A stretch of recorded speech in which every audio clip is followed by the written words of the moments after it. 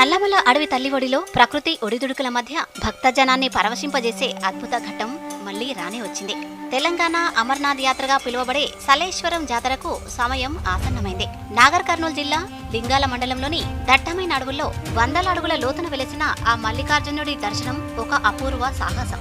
ఏటా చైత్ర పౌర్ణమి సందర్భంగా కేవలం 5 రోజులు మాత్రమే భక్తులకు అనుమతుండే ఈ క్షేత్రం ఆధ్యాత్మికతకు నిలయం.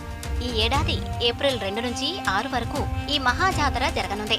లోతైన లోయలు, రాళ్లు, రప్పలు దాటుకుంటూ సాగే ఈ 5 కిలోమీటర్ల కాలినడక ప్రయాణం భక్తులలో కొత్త శక్తిని నింపుతుంది.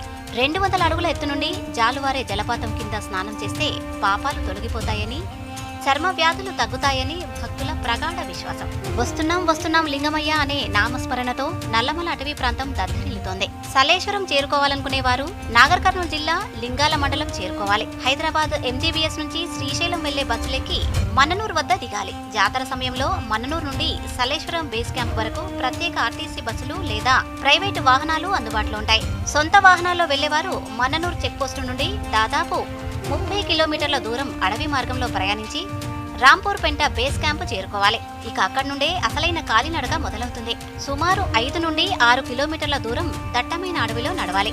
ఈ మార్గంలో పెద్దగుండం, చిన్నగుండం వంటి ప్రదేశాలు దాటుకుంటూ అత్యంత ప్రమాదకరమైన లోయల గుండా వెళ్లాల్సి ఉంటుంది. గుర్తుంచుకోండి, ఇది దట్టమైన పులుల అభయారణ్యం కాబట్టి ఉదయం 7 గంటల నుండి సాయంత్రం 5 గంటల వరకే అనుమతి ఉంటుంది. నడవడానికి వీలుగా ఉండే కాటన్ దుస్తులు, మంచి గ్రిప్ ఉన్న షూస్ ధరించండి. తగినంత తాగునీరు వెంటుంచుకోండి.